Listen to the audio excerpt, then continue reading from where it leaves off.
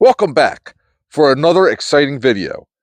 Today, what we have to work on is a Carbide. It's a 150cc with reverse engine that we had gotten in our shop because my buddy had actually won this in an auction, which is pretty cool. And he has since recruited me to help him kind of spruce this thing up and get ready for sale so we can make a little bit of a profit on it. Now, what does it need? First of all, let's talk a little bit about the Carbide. The Carbide, it shares a lot of the same parts with like a Hammerhead or Trailmaster, like the strut, the A-arms, shocks. You know, a lot of the parts on here are interchangeable with a Hammerhead, which makes it very desirable because you can still get parts for it. What does it need? Well, it runs really good. It's lacking a little bit of power. And I think that's more CVT clutch related, so we're going to dig into that a little bit. Believe one of the headlights, we'll turn the headlights on. One of the headlights is out. So do we want to just replace the bulb, troubleshoot that, or do we want to go and get the LED lights, which I think would make it a lot more desirable? So I'm thinking maybe that. The front, well, the wheels in general. What do you all think about this stock wheels with the gray? I think they're ugly. There's nothing else on the machine that's that color gray. And I do have a plan on how to make it a lot more desirable. The front tires are about completely bald, so we'll take care of the tires and wheels all at the same time. Now, it has come to my attention that some folks that have enjoyed the channel would like to see more instructional, more like a teaching videos come out of this channel. And to be quite honest with you, that's not what the channel is really meant to be. Think of it more of, this is more for entertainment purposes, to show you what could happen if you took a buggy or an old quad or mini bike and put a little work into it, what it could look like. If you are looking for like instructional videos on how-to videos, I would like to refer you to my friend JD Custom Buggies or JD's Custom Buggies, and look that up on YouTube. Or Go Power Sports also has a couple videos on there that can kind of show you how to, but JD's Custom Buggies kind of gets more into it. He's a friend of mine, and he does a really nice job, and he's very entertaining as well. But that's really not what I do. I do appreciate, though, everybody's input, and my son has even agreed that, you know, he would like to do a little more hands-on. So I guess I'm going to try to get into a little more hands-on. Anyway, so let's get this bad boy into the shop and see what we can do with it. Before we put it back in the shop, I just want to point out something. American Sport Works had this idea of this cold air induction. So if you look between the seats, you'll see a box there, and the box has a hose that follows on down to the air box. Now, we have done some experiments with this, and we found that absolutely robs power. That little bit of restriction, you wouldn't think it matters that much. It makes a huge difference. So if you have one of them and you want to get a little more performance out of them, take that air induction out and just cut it off right here, or just, you know, take the hose off right here and just let the air come in here, and you will actually experience more power out of these. Okay, so we're taking the Carbide apart, and I am not liking what I see. Now, this really shouldn't need that much, but we did feel that the clutch was a little chunky. Now I see why. This whole thing was just loaded with oil in here, and really bad, to the point where I'll show you one of these Variator weights. There is no plastic left on it. It's just metal. It's the inside. The plastic is actually inside here. So the clutch was slipping so bad that, you know, you just got gooks. Like, here's pieces of plastic right in there, you know. It's bad in there. So where did all the oil come from? It came from this back plate. Okay, I've had a Carbide before, had the same problem. And you can actually pull this plate out. There's it will come out, and you'll see there's a seal on the outside, of course on the inside as well. And the inside does look damaged. So we're going to need both. Oh, that's a spring coming out of that one. Okay. So we got a little bit of spring showing there. And but the outer seal, that's going to need to be replaced. So nice easy job. We're going to have to get it right. So moving on. All right, so back to the clutch. We got that back plate put back on. Now what I did was I had another buggy motor that blew up that my son owned, and I used that back plate out of there. It was not leaking at all, had good seals on it. So instead of waiting for seals, which is probably the right thing to do, I went ahead and got the back plate off of that, treated all the seals with just a light coat of grease, and put that back in there. Now I'm going to wait overnight to see if any oil comes out, because we have now filled it up with oil. So we'll see. So my son requested me show you this next part. So right here we have a clutch that we need to take apart. It's got some pieces of belt in it.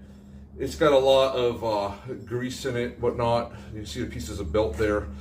And you can pull on very easily on these clutch shoes. You don't want that. You want it a little bit tighter than that for these GY6 buggies. So I have a 1.5 inch socket. I put it on a impact gun. Put it on there. Now, very important, you have your 2 feet on here because this is spring loaded. It's going to pop up. Notice I have safety glasses on too. So, just like that, the nut comes off. Then you gently release your feet, and your clutch comes out. This is your spring. And this part, in case you're wondering, this part right here goes on top of your spring. It's the exact opposite. When you go put it on, you put this clutch back together, right? You push it in with your feet, and you get this nut threaded on by hand, okay? And then you use of course 1.5 inch impact to tighten it up. That's just how I do it. Okay, so we're going to be putting together the Variator. So this is what the Variator looked like when it came off of the buggy, because of all that grease and whatnot that slung in to the CVT. And we could clean that, we could still use that, and I may put it aside and use it eventually, but this is what it should look like. So this one's already clean. So we're gonna turn it over.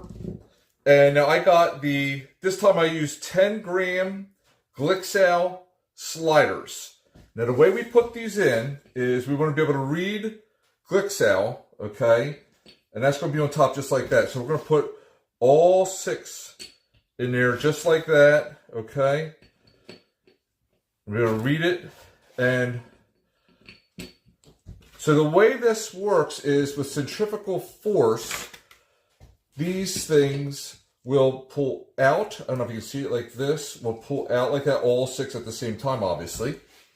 And they push against the back plate of the Variator, which is up against the motor. All right. So we keep it like that.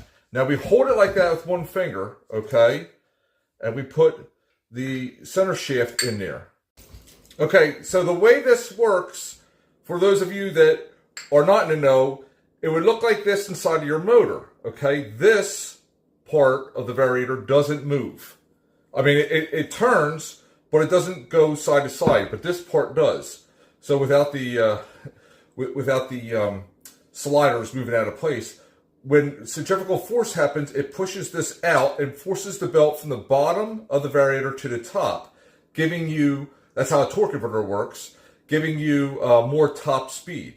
Using lighter weight limits that movement or slows down that movement, so I get more torque when I'm taking off because I'm using a buggy instead of a scooter, which that's why we use 10 or 11 gram sliders in these, and it makes gives me more power down low. So that's how these things work. So let's talk lights for a second, shall we? So on the driver's side, you'll notice there is an LED light installed, and on the passenger side is the old incandescent lights. Let's see what they look like when they're lit up. Wow. So this light over here says, "Look at me, I'm cool." So when I come in the gravel pit, everybody wants to hang out with me. This light over here says, I'm a dork. I'm from the 80s, and I have old lights, and they have a yellow tinge to it. Not cool. This one here says, I'm cool. This one here says, I am not cool. So, friends, I think it's like $12 on Amazon. Well, before the tariff wars. Anyway, get cool lights. It's fun, and it's easy to hook up. Oh, yeah. Look at the bling. Look at them. Aluminum wheels. They are 22 inches in the back. I believe it's 21 inches in the front. It may be 20. It's 20 inches in the front. They are 1 inch bigger in the front, 2 inches bigger in the rear, but man, do they look great. This thing is all done. As far as what I'm going to do to it, of course, we got the matching headlights now, so now you're cool, right? This thing is complete, and it just looks so much better. I mean, let's be honest, it wasn't bad looking to begin with. Sometimes some of the projects I get are a little crusty to start with, but this one here came out well. There's more to it than what we thought. You know, there's a little more involved, but yeah, we're just doing a little walk around here. Yeah, it runs nice, it rides nice, but to show you it rides nice, how about we take a ride? Alright, so I'm doing something a little different this time. On this ride, I'm going to use my microphone. You're not going to be able to hear the engine really good, but trust me, it's still making engine noises, I promise. This thing is running really great. Me personally, I would like to re-gear it to have more torque, but it's doing just fine with the clutch setup and the spring changes we've made and the 10 gram sliders. Plenty enough low end torque for this type of riding. But if you want to do rock rolling or whatever, well, I guess you'd want to have a different gear setup. You probably want to have a whole different machine, really. But I'll tell you what, this is a lot of fun. This was really nice. I think that the new owner is going to be really happy with it. And I think I should bring a nice profit. Oh yeah, this thing came out fantastic. It looks great, but more important, it runs great. The transmission goes nice and smooth, has that low end torque because of the clutch springs and the Variator weights. It's got a nice bright LED lights. But now it's time for the verse of today. The verse of today is found in John 15, verses 13 and 14. Greater love has no one in this, to lay his life down for his friends. You are my friends if you do what I command. You know, we're celebrating Good Friday. And Good Friday is we remember that Jesus died for his friends. And we are his friends if we have a relationship with him, if we do what he says, if we get in his word. He is so good to us. He gave his life for us. He loves us that much. Don't ever think that you're not loved, because you are greatly loved by the God of the universe.